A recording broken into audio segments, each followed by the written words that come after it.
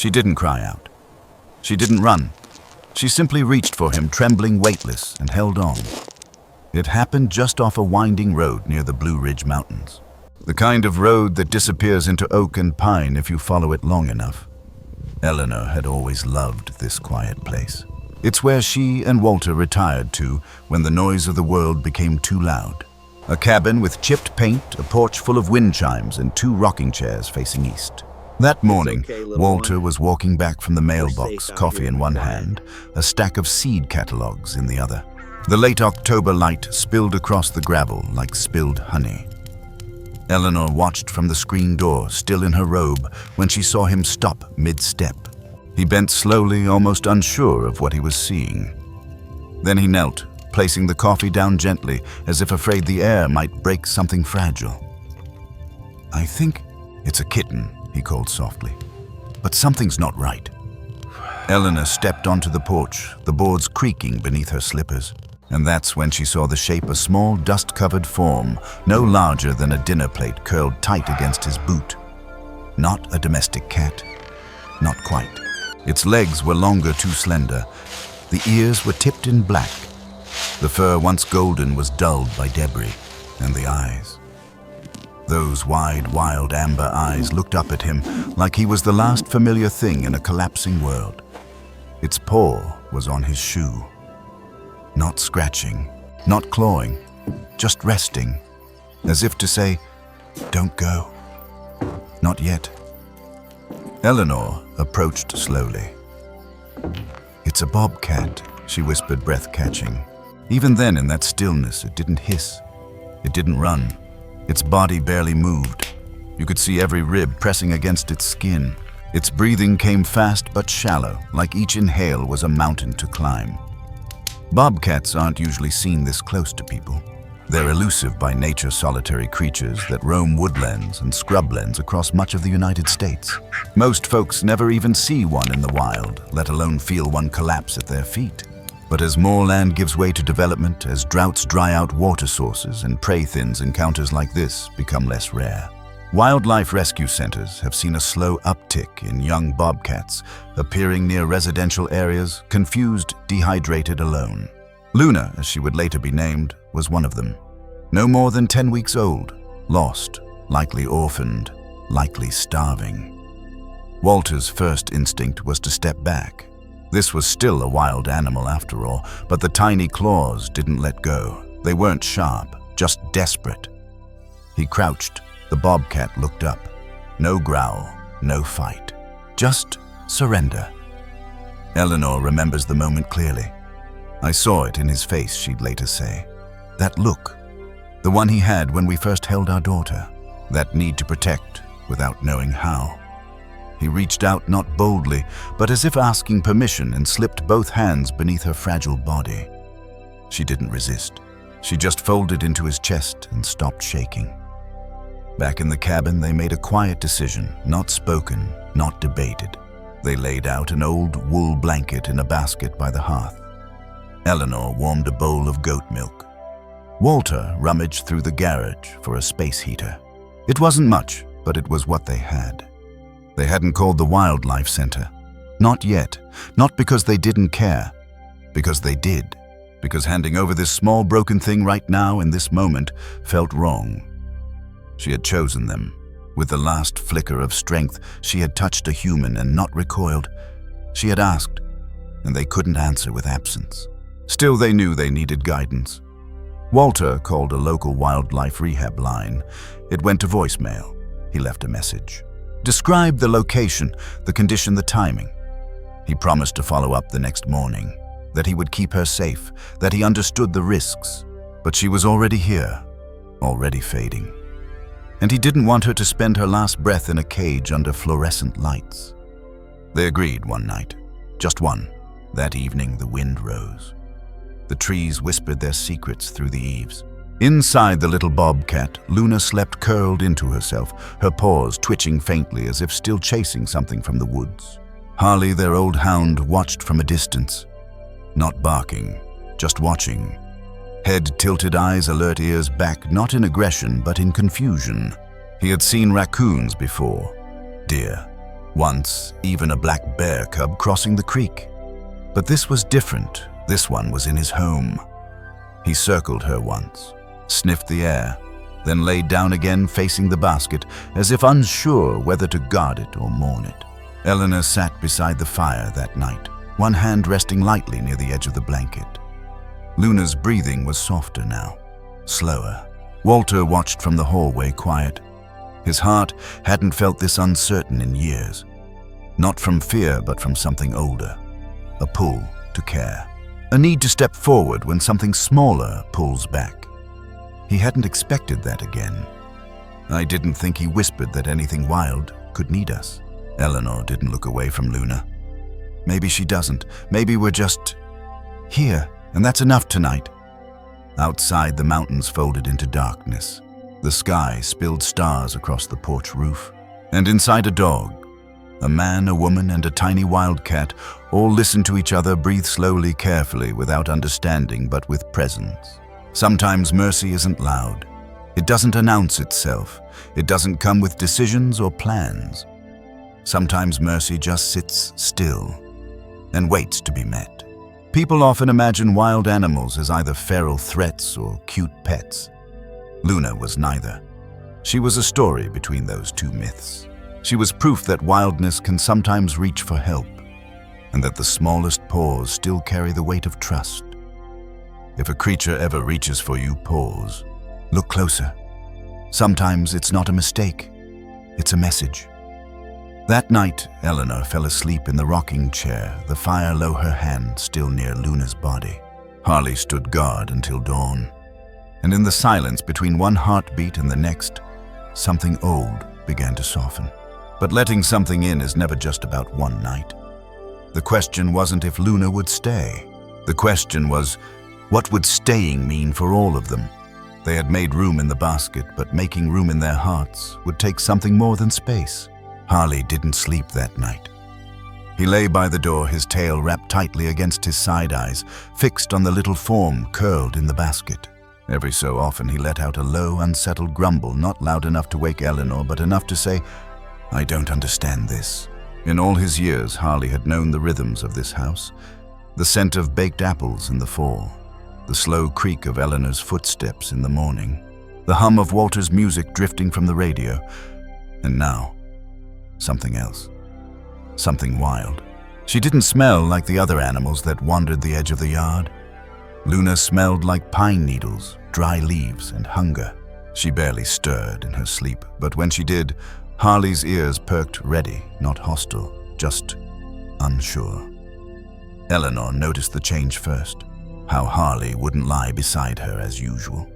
How he hovered in thresholds, reluctant to fully enter a room that now held the scent of something unfamiliar. That morning, as the fire turned to embers, she knelt beside him and ran her hand along his back. "She's not staying forever," she whispered. But Harley didn't move. He didn't relax. Because he knew better. Some part of him already sensed she might not stay, but she would change everything. Luna woke at sunrise, not with a jolt, but a slow, wary blink. Her eyes scanned the ceiling, the window, the fire. Then she moved her paw just an inch to the edge of the blanket. Eleanor offered a shallow dish of warm milk. Luna licked it without lifting her head, small sips that left tiny bubbles behind. Her body was too weak for much else, but her ears flicked at each sound, a bird outside a floorboard settling, the low rumble of Harley shifting his weight across the room. That same morning, Walter stood by the window phone in hand. "I called again," he said. "Left another message." The local wildlife rescue center hadn't responded yet. And part of him, if he was honest, wasn't rushing the outcome. "She's breathing easier," Eleanor said, her voice soft, like she was afraid the words might startle the moment. "I think she made it through the night." They had never raised a wild animal before, but they had raised a child, lost a child, buried grief deep into the roots of this mountain house. So when Luna nudged the rim of the milk dish closer with her paw, Eleanor felt something stir. Something maternal, yes, but something quieter too, like being chosen by life again after years of stillness. Over the next few days, they made changes. The blanket stayed in the basket. A towel was added slightly warmed in the dryer. The living room became quieter. No vacuum, no sudden clatter, no guests. Harley circled more than usual. He sniffed the basket when Eleanor wasn't looking. He didn't growl as much, but he also didn't settle.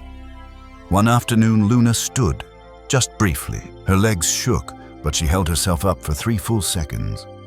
Her oversized paws wobbled like she was walking on soft sand. Then she sat again slowly, her breathing heavier, but steady. Walter watched from across the room. "She's getting stronger," he said.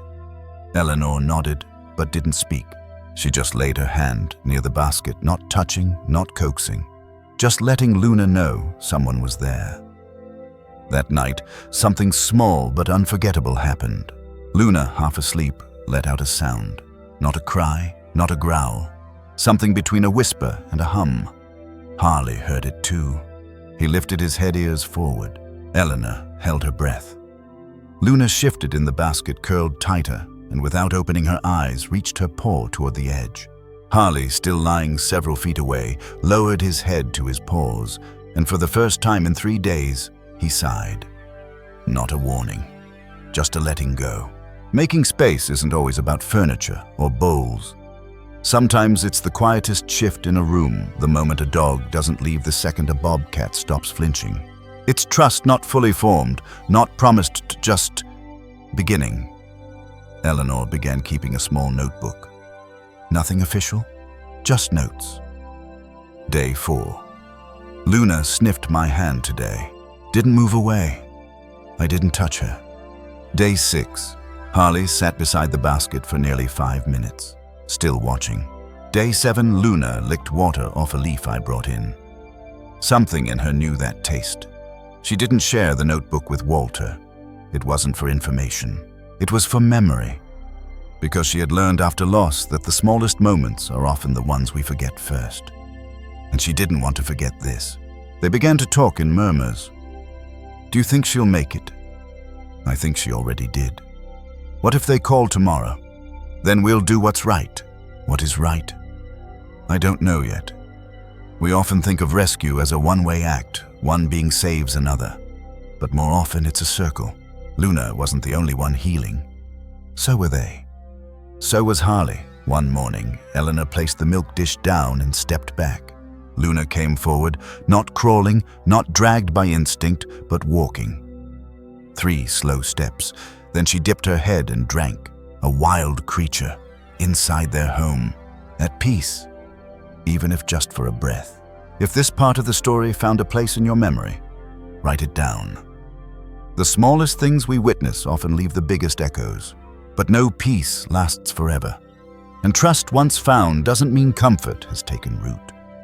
Because while Luna's paws were healing, her wildness was beginning to return.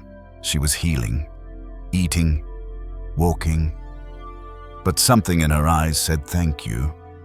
But don't forget what I am. By the 2nd week, Luna had stopped trembling. Her ribs were less sharp. Her paws, once delicate and unsteady, now moved with purpose. She was no longer just surviving. And survival, as Walter quietly reminded himself, was only the first step.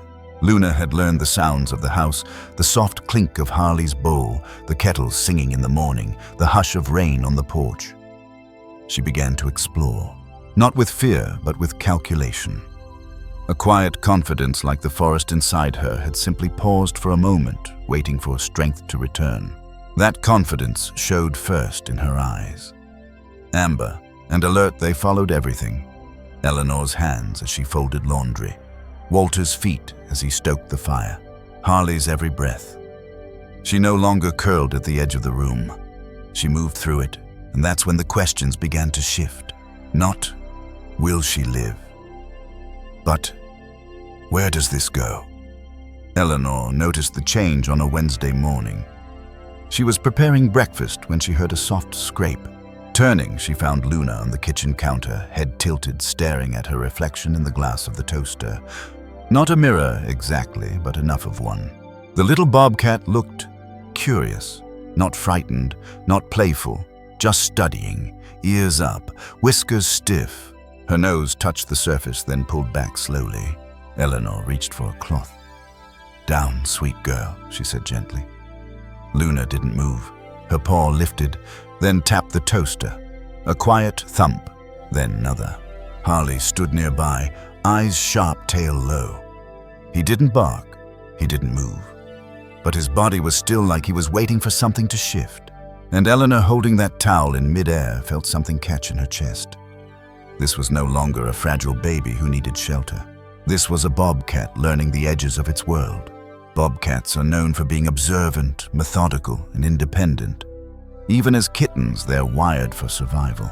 In the wild, they're solo travelers, stalking prey twice their size, leaping silently across rock and brush. And even here, within these walls, with warmth and food and gentle voices, Luna was still wild. Not in violence, but in essence. You could see it in her balance, the way she crouched when a moth passed near the lamp. The stillness before movement, the precision. And as she grew stronger, it became clear this was not a pet. This was a visitor from another world. Walter tried to ease his worry by learning. He printed out articles, bookmarked rescue forums. One night he read aloud, "While young bobcats may form temporary bonds in captivity, they remain unpredictable and require eventual rewilding or transfer to professional care." He looked over at Luna, who was curled up in Harley's old dog bed, grooming her front leg like she owned the room. Then at Harley, now sleeping under the dining table instead. Walter sighed and folded the paper shut. "I don't want to lose her," he admitted. Eleanor didn't answer right away. Then quietly, "Maybe she's not ours to lose." That weekend, Luna jumped onto the bookshelf. Not climbed, jumped. In one clean motion, a small ceramic bowl shattered. Walter raised his voice, not out of anger but instinct. "Hey, Luna." Froze, eyes wide, ears flattened. Then she leapt down and disappeared behind the couch. Walter crouched. "I didn't mean to scare you." No response, just the soft sound of claws on wood. Later that evening, Luna stalked Harley. It wasn't playful, it wasn't hostile either, but it was real. She crept low back legs, tight tail flicking. Harley lay near the fire, eyes closed, then pounce. Luna landed on his tail with a soft growl. Harley yelped, startled, and jumped to his feet. He didn't snap, didn't bark. He simply turned, looked at her, and walked away. That night he didn't sleep in the living room. He lay beside Eleanor's bed instead. Luna returned to the dog bed, curled into it like nothing had happened. Trust isn't static. It moves, it tests. And just when you think it's settled, it lifts its head again and asks, "Is this still safe? Is this still mine?" Luna wasn't lashing out. She wasn't rebelling. She was remembering who she was. And Eleanor. She was starting to remember too. You can offer love to something wild, but you can't ask it to forget its wilderness. Most people imagine rescue as a one-time event. You save a life, you bring it home, you name it. But real rescue, the kind that changes you, isn't about ownership. It's about witnessing something. It's about knowing when to hold close and when to let the forest speak through their paws again. The next morning, Luna didn't come when Eleanor poured the milk.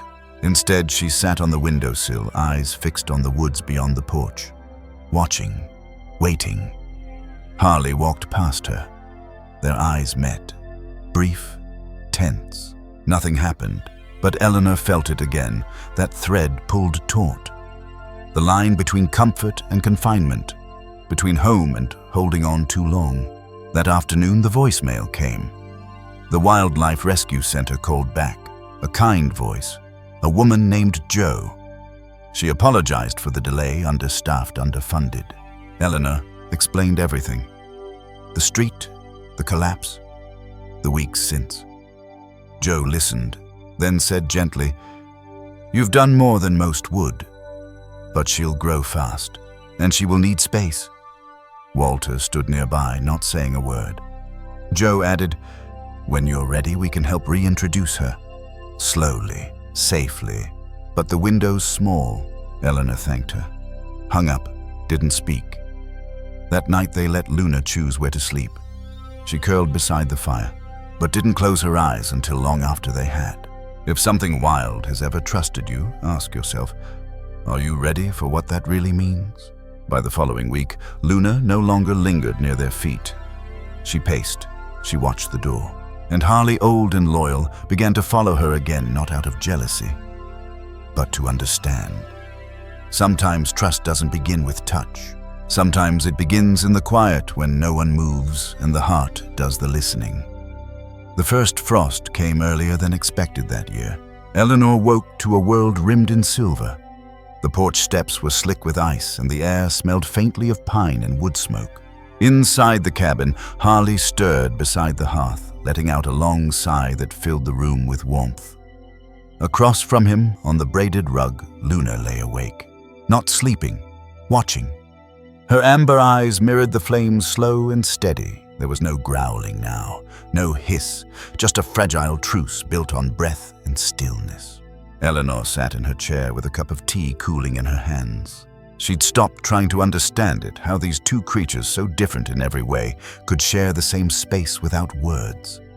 It wasn't peace exactly, but it was something close. For weeks, Luna's world had expanded inch by inch. The couch, the windowsill, the threshold. She followed the patterns of light across the floor as if learning the house by its shadows. And Harley, steady, slow. Harley began to change too. At first, he avoided her, keeping distance as if to say, "This is not my kind." But lately, he'd started watching her with something gentler. When Luna played pouncing on dust motes, darting after a falling leaf that slipped through the door, Harley no longer barked. He simply lifted his head, ears twitching, eyes soft. Once, Eleanor found them both sitting by the window, side by side, facing the same patch of forest. Not touching, not even glancing at one another, but breathing in rhythm. It's strange, isn't it, how animals can find a language of their own? Not through sound, but through stillness, through mirrored moments. Researchers who study animal companionship have a term for this mutual regulation. It means that when two creatures share space long enough, their bodies adjust to each other's rhythms, their breathing, their alertness, even their heart rate. Eleanor didn't know the science. She just knew what she saw. Luna's body, once tense, now curled a little looser when Harley was near. Harley's tail, once tucked, now rested still. Something invisible was shifting between them. One afternoon, Harley fell ill. Nothing serious, just age and winter weighing heavy. His appetite slowed. He spent hours by the fire dozing in the glow.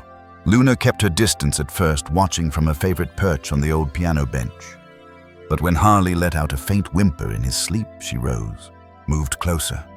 She didn't climb onto him, didn't nuzzle or lick. She simply sat within arm's reach, her small frame, still eyes fixed on him. Her ears flicked at the crackle of the wood. Her tail curled around her feet. Eleanor watched frozen at the kitchen doorway. Minutes passed. Then slowly, Luna lowered herself onto the rug. Her head rested against her own paws. A few inches away, Harley's chest lifted and fell in rhythm with hers.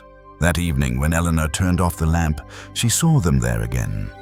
The firelight flickered over fur, golden, tawny, wild. No movement, just a calm that filled the room. Luna's breathing slowed until it matched Harley's exactly, and in that quiet, Eleanor felt something inside her ease. This was no miracle, no Disney story. It was nature remembering itself. Wild meeting tame and neither trying to change the other. It's easy to think that connection needs sound or words or reason. But sometimes the truest bonds are made in silence, when two beings simply decide not to fear one another anymore. For Eleanor, it was more than companionship. It was a kind of healing she hadn't known she still needed. A reminder that peace doesn't mean sameness. It means coexisting with difference. And for Harley, it meant that even an old soul could learn something new about trust. The days slipped by quietly after that. Luna followed Harley from room to room, always a few steps behind. When he drank from his bowl, she waited. When he ate, she watched. Once when a storm rolled over the mountains and thunder shook the cabin, she ran not to hide but to Harley's side. Eleanor found them together later, under the table. Harley's muzzle rested over Luna's paws. Her tiny head leaned against his chest. It wasn't instinct. It wasn't training. It was understanding. In wildlife rescue, they talk about rehabilitation as if it's a task, a checklist of milestones before release. But in truth, healing doesn't always happen in cages or clinics. Sometimes it happens in the small, unseen places. In a living room filled with quiet breathing. In a dog who once guarded his home, now sharing it. In a wildcat who once trusted no one, now choosing to rest beside another heartbeat. Luna was still a bobcat, still wild at her core. But here, for a brief moment, she allowed herself to be something softer. A creature safe enough to sleep. By the end of that week, Harley's strength returned. He stood, shook himself, and padded to the door, tail high again. Luna followed. When he stopped, she stopped. When he turned, she crouched. And when he trotted back inside, she darted past him, quick as a shadow. Eleanor couldn't help but smile. "She's copying you," she said. Harley blinked, then yawned. The wild and the familiar learning side by side. If you've ever seen two unlikely souls find comfort in each other, hold that image close. It's proof that peace can grow anywhere, even between a paw and a claw. But peace is fragile. For every moment of calm, there's a pulse beneath it, a reminder that the wild can't stay still forever. And one quiet morning, when the house was still half asleep, Luna's instinct finally called her name again. It wasn't the silence that frightened them.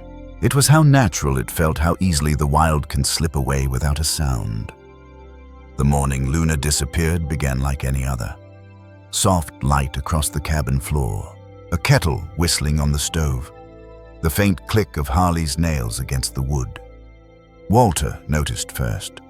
The blanket in the corner was empty, the dish by the door untouched. He waited a moment, half expecting to see her dart from behind the sofa, eyes gleaming, tail flicking in mischief, but nothing moved. When Eleanor entered, he simply said, "She's gone." Not as panic, not yet, just a statement that hung heavy in the air. Eleanor's hands stilled around the teacup. "She'll come back," she whispered, more to herself than to him. But as the minutes folded into hours, the house grew too still. Even Harley seemed to feel it. He paced the floor, nose to the ground, tail low. A low whine caught in his throat. The hearth still glowed faintly from the night before. The air was warm. The door was shut. No footprints inside, only outside. Tiny prints leading toward the trees. Bobcats are quiet travelers. Their paws are padded for silence, their movements deliberate, cautious. Even young ones can vanish between one breath and the next. When they reach a certain age, 5 or 6 months, the call of instinct becomes stronger than comfort.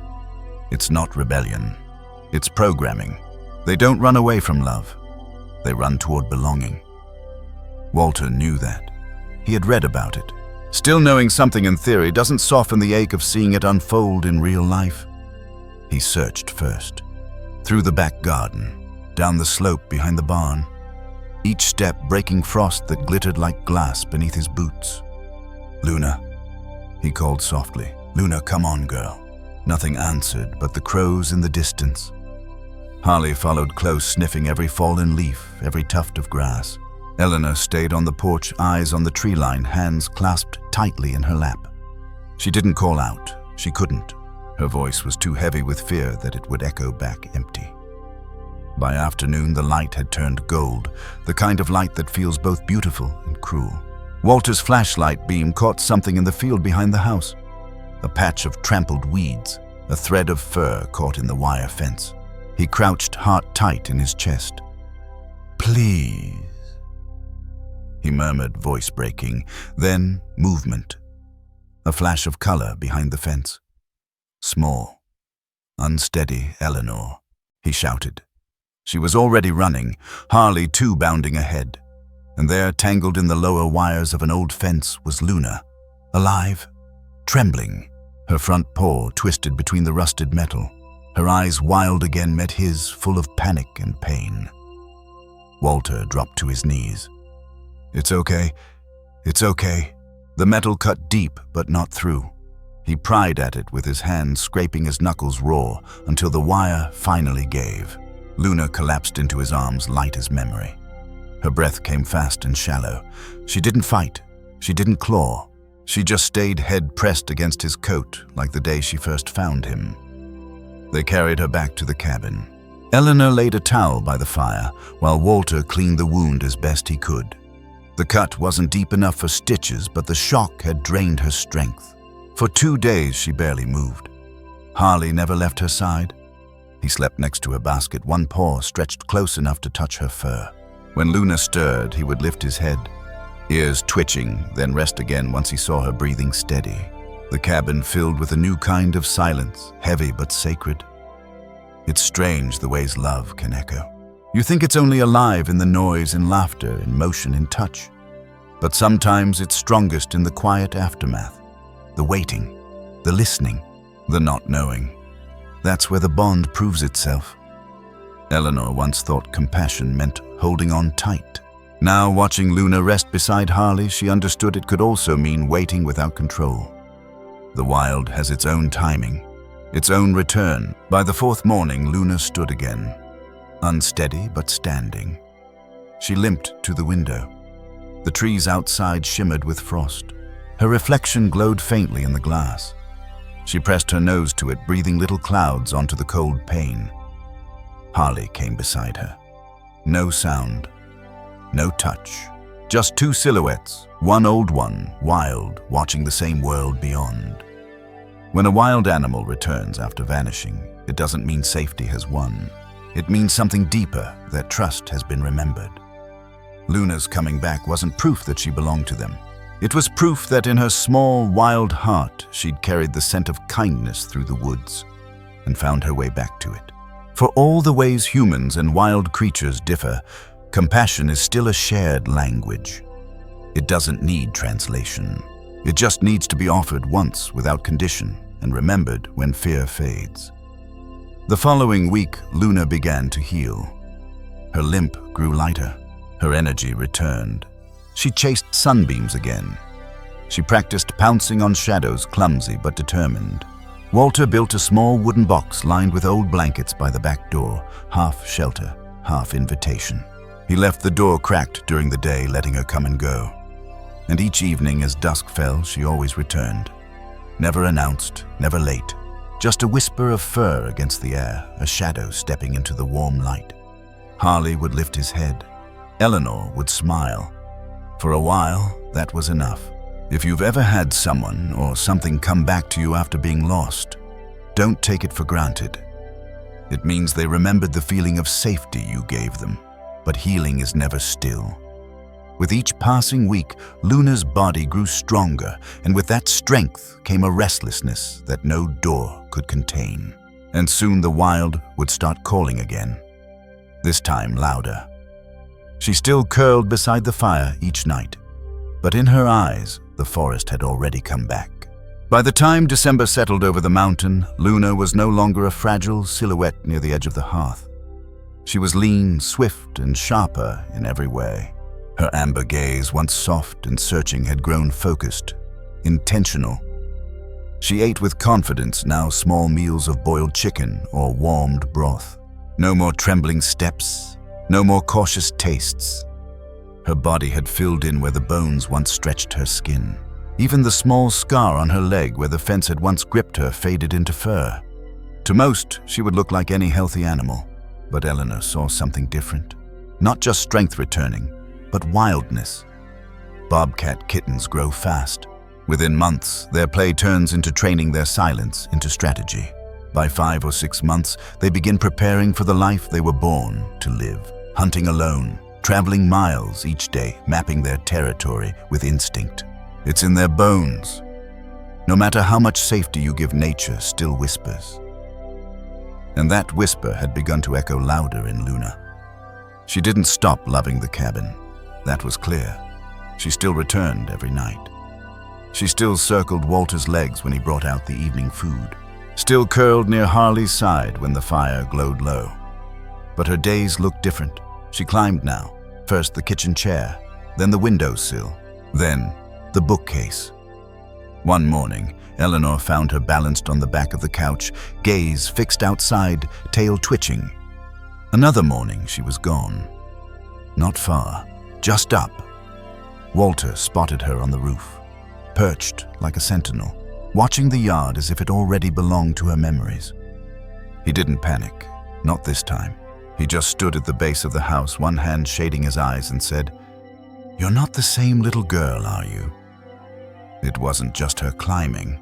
It was how she moved, how she crouched in doorways waiting, how she sat near the cracked back door, ears tilted toward the wind, how she pounced on invisible prey in the hallway, more hunter than kitten now.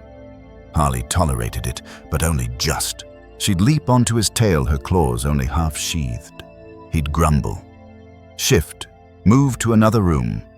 Once she leapt for his ears. He growled, not playfully. The kind of growl that said, "I know what you are becoming, and I am not prey." That night, Harley slept in Eleanor's room again. Luna curled alone by the fire, and for the first time the distance felt intentional. Growth is a strange kind of ache.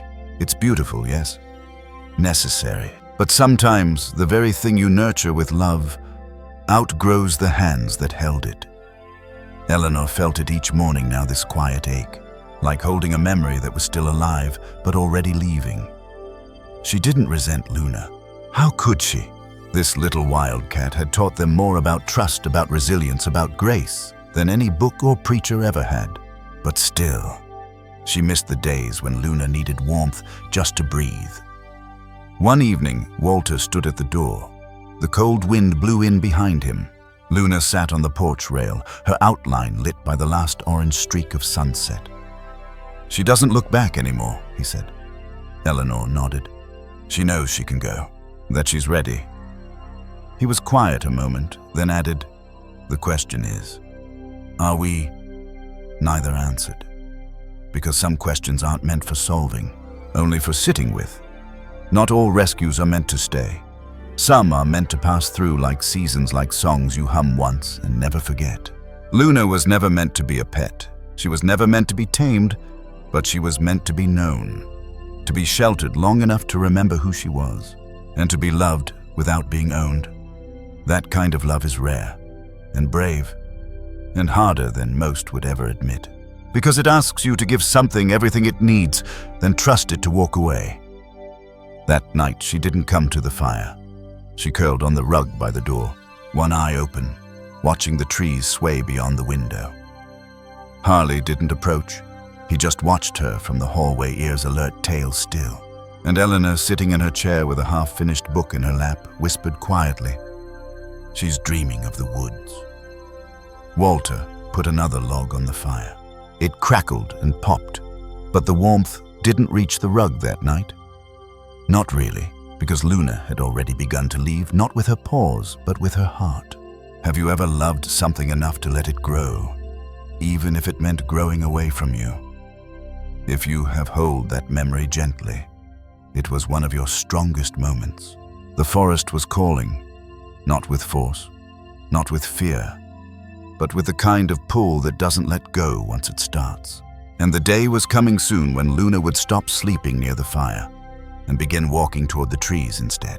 The hardest doors to open are the ones we know may never close again. But sometimes love means reaching for the handle anyway. The last night Luna slept by the fire, no one knew it was the last. That's how it always happens, doesn't it? You never feel the moment a season ends, only the hush that follows. Eleanor woke just before sunrise, the way she often did.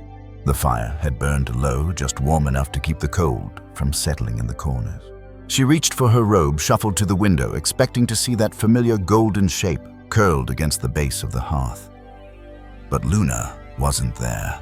She turned quiet alert and found her on the porch, sitting tall, still as stone, watching the woods.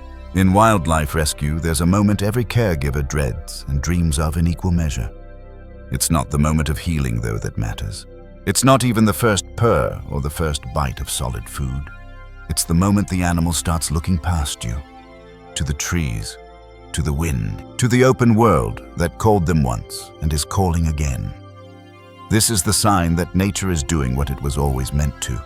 That instinct, now no longer buried beneath trauma, is rising again like a river thawed in spring. It's beautiful, and it breaks you. That morning, Eleanor brewed tea and left the mug untouched.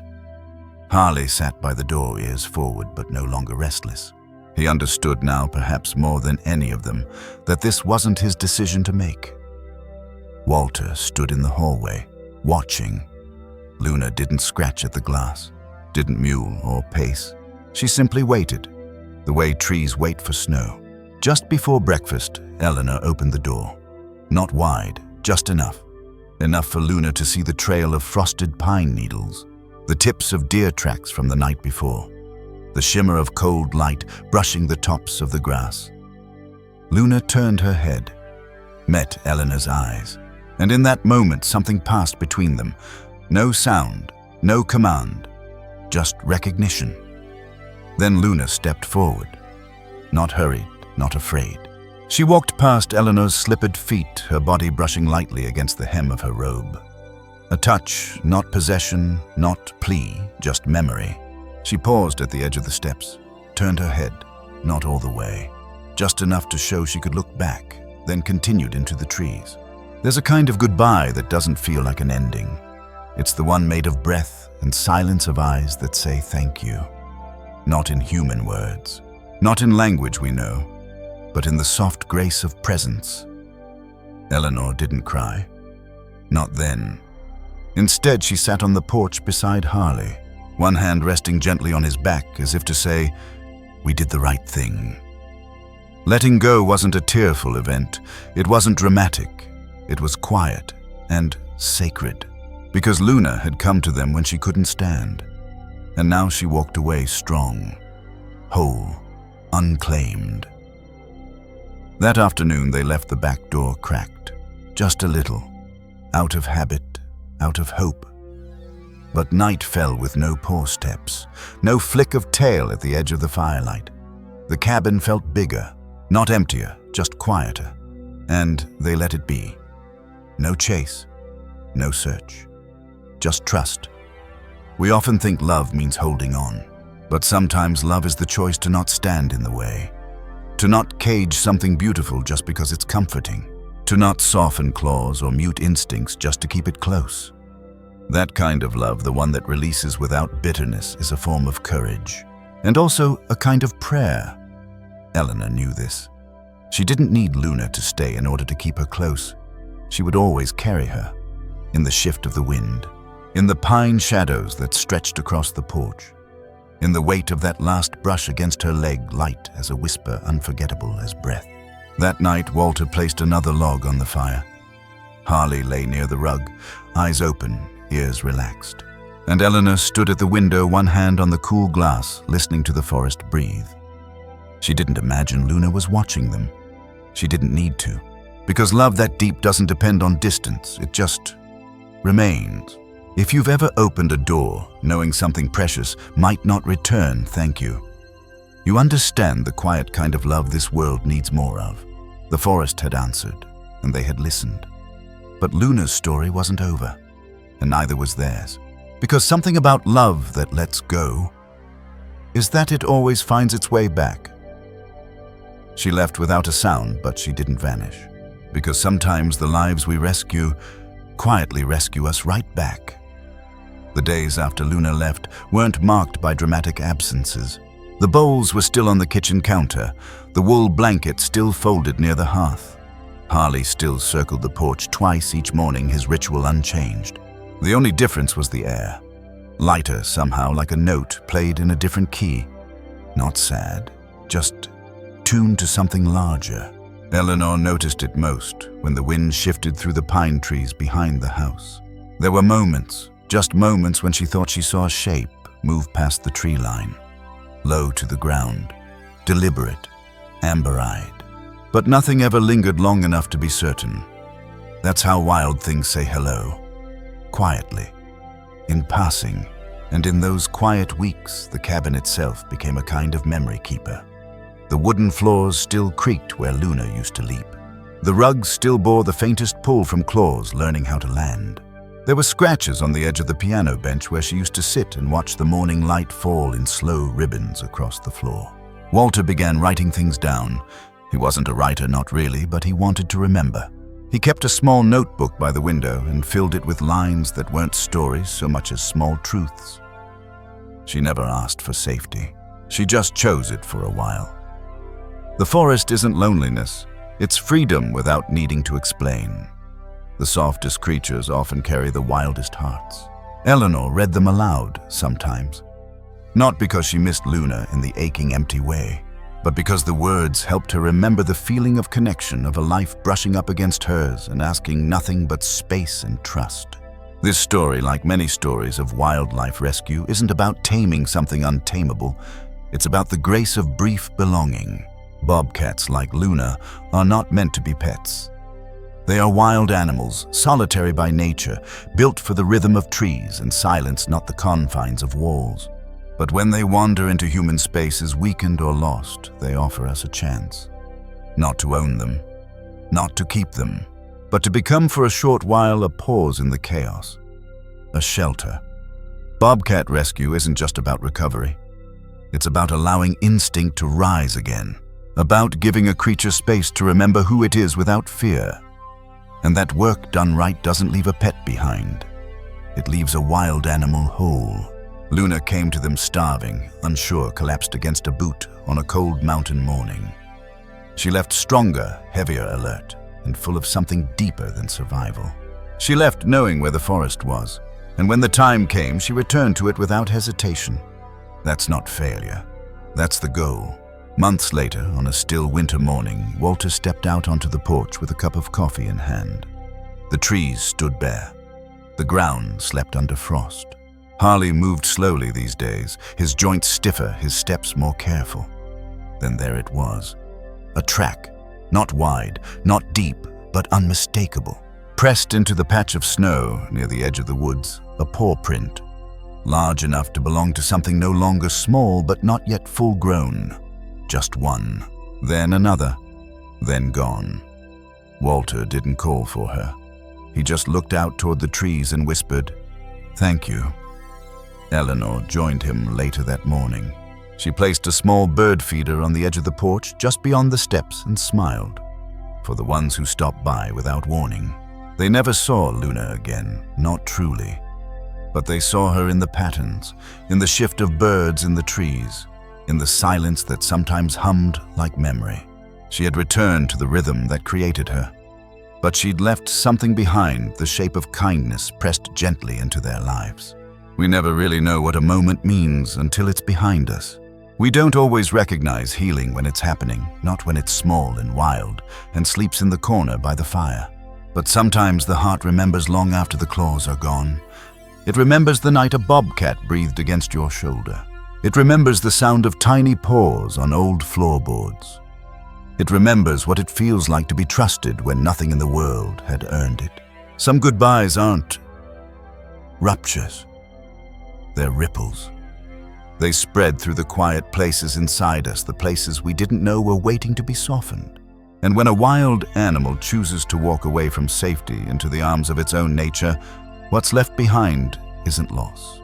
It's proof that compassion isn't meant to contain, it's meant to release. And maybe, just maybe, it's not the ones who stay that teach us the most. Maybe it's the ones who leave on their own terms who show us how big the love really was. There's a myth that the only stories worth telling are the ones with dramatic endings, the rescues where the animal stays, becomes a pet, grows old in a backyard under the same name it was given. But the deeper truth is this: some stories are meant to be short, powerful, unfinished. They remind us that love is not about permanence, it's about presence. That little bobcat clinging to a stranger's leg, weak and gasping, had no idea she would become a symbol for so many things. Healing, trust, release.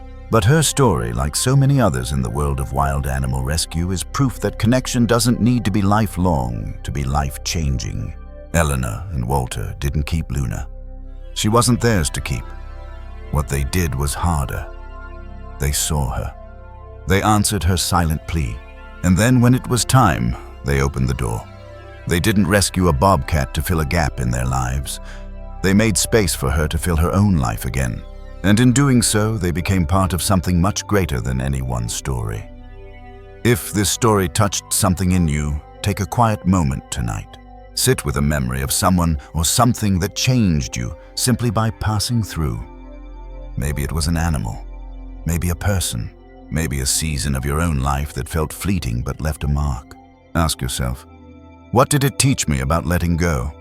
What did it show me about myself? And if that memory brings up something real, something worth honoring, write it down, share it, speak it aloud, let it live. And if you'd like to keep walking alongside stories like this of animals, rescued lives, changed hearts, softened, subscribe to the channel. Like this video, leave a comment. Your presence here helps us bring more wild stories into the light. And if you feel called to go one step further, you can click the Super Thanks button below or donate to help support wild animal rescue. Your kindness goes directly toward helping animals like Luna. Those caught between human places and wild instincts find safety, healing, and the freedom they were born for. Thank you for being part of this journey. You may never meet the creatures you help, but somewhere in the woods, they'll remember the warmth you gave.